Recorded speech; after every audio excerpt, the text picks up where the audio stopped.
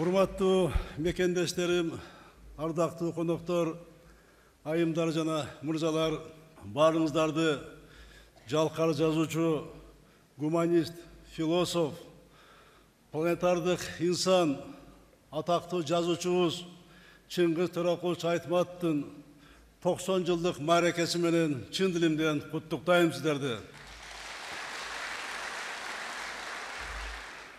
Айтматовдун 90 жылдыгы улуу жазуучунун өзүнө гана элесине арналган маараке эмес, жалпы элдик дуктун, улуттун, ар намыстын, мекенчилдик сезимдин салтанаты биздин жалпыбыз, баардыгыбыздын майрамыбыз. Чыңгыз Айтматовдун жаркын элесин сыйлап, рухуна таазим эткен элибиз анын юбилейин дээрлик баардык шаарларыбызда жана райондорубузда белгилешти. Урматтуу мекендештерим, ар бир элдин өзгөчө инсандары болот. Андай инсандар улут, өлкө, мамлекет деген ыйык түшүнүктөрү менен бирдей каралат. Алардын ысмы улуттун ан сезиминде, дүйнө таанымында жашап калат. Улут менен инсан ажырагыс түшүнүктөй бааланат. Мындай инсандардын ысымы муундан муунга айтылып, урпактардын эсинде кала берет. Кыргыз, Чыңгыз деген түшүнүктөр ар бир адамдын, инсандын жүрөгүндө ыйык түшүнүк. Кыргыз, Манас, Чыңгыз деген түшүнүктөрдү бөлүп кароого болбойт. Улуттун руханий ту чокушуна айланган Чыңгыз Айтматовдун улуулугу жана феномени эмнеде? Чыңгыз Айтматов кыргыз инсаны дүйнөлүк интеллектуалдык атааңдаштыкта тең таймашууга жөндөмдүү экенин далилдеди. Чыңгыз Төрөкулович кыргыз баласы ааламдык цивилизацияга опол тоодой салым кошоларын тастыктады. Айтматовдун улуулугуна ушунда бүтүндөй бир улуттуу улуу эл катары жер жүзүнө даңазалады. Ал чыгармаларында улутубуздун турмушун жазды, бирок биздин жашоо аркылуу глобалдык маселелерди койду. Ал кыргыз калкынын башынан өткөн улуу доорду, 20-кылымдагы маанилүү тарыхый окуяларды сүрөттөдү. Улуу өзгөрүштөрдү элибиздин асыл тилектери менен жаркын үмүттөрүн эч качан эскирбей жана көнөрбөй турган кылып жазып кетти. Биринчи мугалим менен Саманчынын жолу, Жамиля менен кылым карыткан бир күн сыяктуу гениалдуу чыгармаларысыз өткөн доорду элестете албайбыз. Кыргыз образын дүйнөлүк окурмандарга жеткирди. Кыргыз элинин кандай мыкты эл, кандай улуу калк экенин дүйнөгө таанытты. Асылдык жана айкөлдүк сапаттары каны жанына сиңген санжыралы журт экенин бүт ааламга жар салды. Дал ушундай кыргыздын гениалдуу улуу, чыныгы патриоту Чыңгыз Айтматов болду. Урматтуу агайын туугандар, урматтуу салтанаттын катышуучулары, Айтматов адамдардын ан сезимин өзгөрткөн залкар жазуучу гана эмес, дүйнөлүк саясатка таасирин тийгизген планетардык инсан болуп калды. Ал адабияттын гана руханий кубулушу эмес, ал дүйнөлүк маданияттын феномени болду. Бул дүйнөдө адамдан адамга, муундан муунга өткөн акыл эс гана түбөлүктүү, аны жоготуп алса, адамзат да жоголот деп айткан. Чыңгыз Төрөкулович адамга эң кыйыны күн сайын адам болуу, адамдын айбери күн сайын сыноого түшөт деген. Адам болуу, адамдыктын идеалын сактоо, анын ыйман тазалыгына умтулуу, бул жазуучунун ыймандык кодекси. Бул сөздөр жазуучунун бизге калтырган аманат сөзү, аманат акылы. Айтматовдун рух мурасына, казынасына уңулуп карай турган болсок, улуу ойлордун учугун чубап чыгабыз. Анткени залкар жазуучу бул дүйнөдө өзү үчүн гана эмес, жалпы адамзат үчүн жашаган. Биз үчүн дүйнөнүн жандырмагын чечүүгө аракет кылган, ар бир адамдын жүрөгүнө жарык жеткирүүгө аракет кылды. Урматтуу мекендештерим, бүгүн Айтматовдун айрым осуяттарын, идеяларын эстөө орунду болот деп ойлойм. Дүйнөнү төрө кыдырдым, бирок мен үчүн Кыргызстанда өткөн ыйык түшүнүк жок. өлкөмө жанымды карч уруп, кызмат кылуу сезими дайыма көкүрөгүмдө жанар тоодой уюп келди деп, Чыңгыз Айтматов айткандай, өлкө эң болуу ар бирибиздин аракетибизден башталат. Өлкөбүздүн жана элибиздин эркиндиги үчүн биздин ата-бабаларыбыз өзлөрүнүн жанын аягын эмес, жана бизге эркин мамлекетти деген өтө ыйык мурасты калтырып кетишти. Ушул ыйык мурасты сактайлы, урпактарга табыштайлы. Айтматовдун осуяттарын кармоону биз ишибиздин ыймандык нормасына айлантыбыз керек.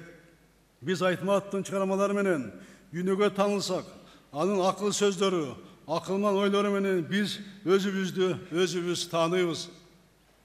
Ар бир кыргызстандык үчүн Айтматов рух дүйнөбүздүн ажырагыс бөлүгү болуп калды. Ар бирибиздин адам, инсан катары калыптануубузга таасир этти. Улутубузга, саясий көз карабызга, диний ишенимибизге карабай, бизди кыргызстандыктарды Айтматовдун руху бириктирип турат. Өзүнүн акылы менен тең бөлүштү. Ички дүйнөбүздү арулантты. Көкүрөгүбүзгө Айтматов улуу сөздөрдүн үрөөнүн септи. Адамдын көкүрөгү эркин болуп, жан дүйнөсү таза болсо, ага бүтүндөй аалам батып кетерин далилдеди. Жан дүйнөнүн тазалыгы үчүн ар дайым күрөшкө чыгууга чакырды. Урматтуу мекендештерим, замандын улуу инсаны Кыргызстандын элин гана эмес, дүйнө элдерин ынтымакка үндөгөн. Ошондуктан Айтматовдун элесине таазим эткен дүйнө коомчулугу анын юбилейин кеңири белгиледи.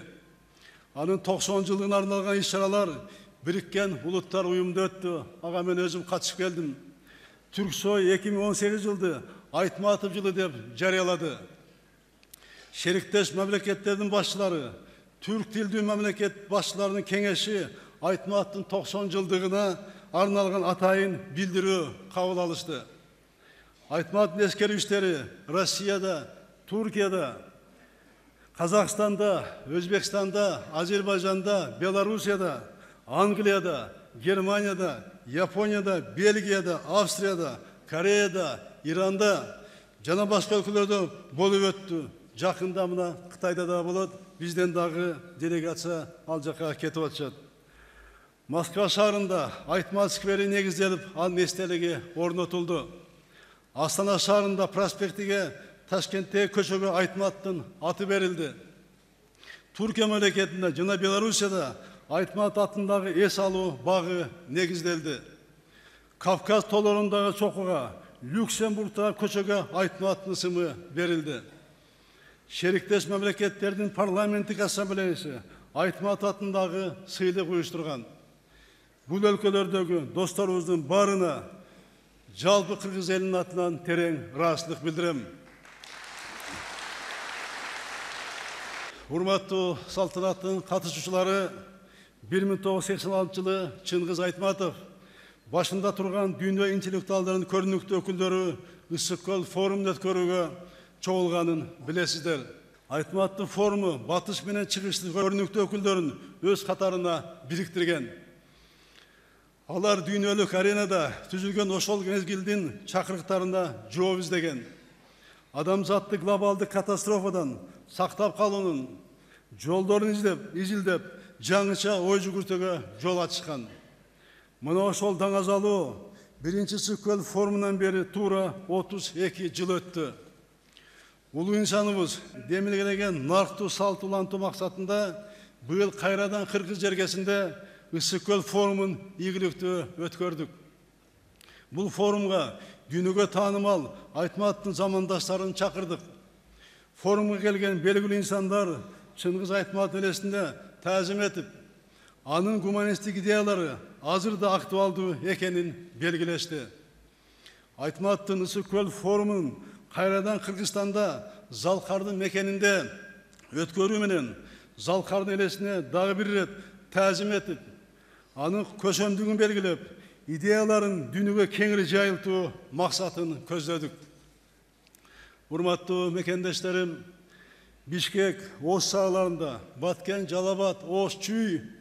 жана Талас областарында көчөлөргө, мектептерге улуу жазуучубуздун аты ыйгарылган. Нарын областында анысымы китапканага берилген. Борборубузда Айтматов атындагы кино үйү, библиотека, үй музейи бар. Дагы бир жагдай айта кетейин. Бишкек шаарында Эмен багы Айтматовдун атын алып жүргөнүн 10 жылдай болуп калды, бирок элдин көпчүлүгү аны билбейт.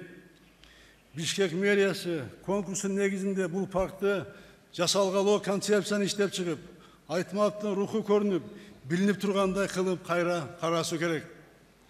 Парктын четинен орун алган Айтматов атындагы Орус драма театрынын абалындагы мына келе жаткан жылы оңдойбуз.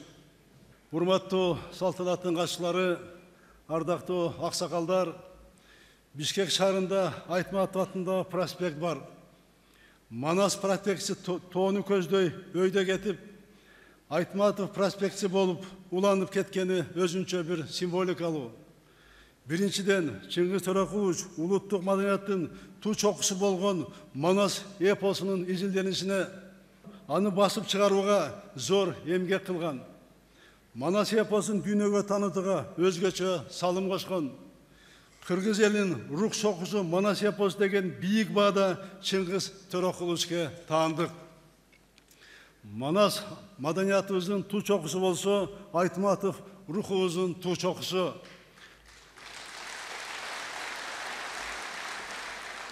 Буга байланыштуу урматтуу аксакалыбыз Бексултан Жакиев жакында эле мына жакшы ойду айтты. Бул жолдордун уланганы туура. Манас менен Айтматовдун киндиктери туташ деди. Экинчиден, Айтматов проспектиси Айтматов өз жашаган үйүнө барып такалат. Азыр баарыбыз барып жаткан Айтматовдун үй музейине жетет. Ал проспект андан нары Айтматов коюлган биздин атактуу ата-бабаларыбыз жана апрель баатырлары жаткан ата бейитке уланат. Үчүнчүдөн, проспекттин жогорку жагында келечекте Айтматов маданий борбору курулат.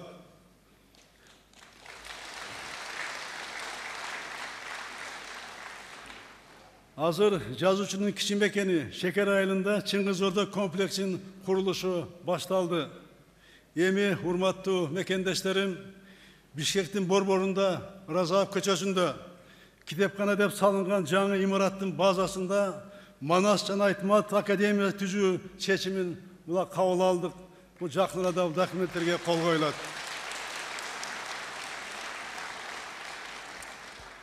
Айтматовдун руханий байлыгын айра сактап, үй музейин уюштуруп, 90 жылдык мааракесин өткөрүүгө чын дилден жардам көрсөткөн жазуучунун жакындарына мен терең ыраазычылык билдирем.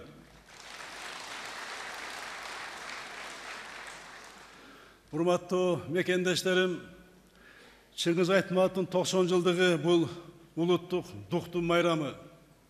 Бул эркин ойдун майрамы. Бул таза имандын жана абийирдин майрамы. Ушул ыйык майрамыбыз кут болсун, урматтуу агайын туугандар. Чыңгыз Төрөкуловичтун элесине болгон урматчы быйылкы жыл менен эле бүтпөйт. Жыл сайын уланып турат. Ала тоонун ак кар, көк муз баскан чоколары турганда, көкүрөгүбүздө кыргыз руху турганда, Чыңгыз Айтматов ысымы түбөлүк жашай берет. Чыңгыз Төрөкуловичтун элеси эч качан өчпөйт. Түбөлүк таазим сизге элимдин улуу залкары. Рахмат сиздерге.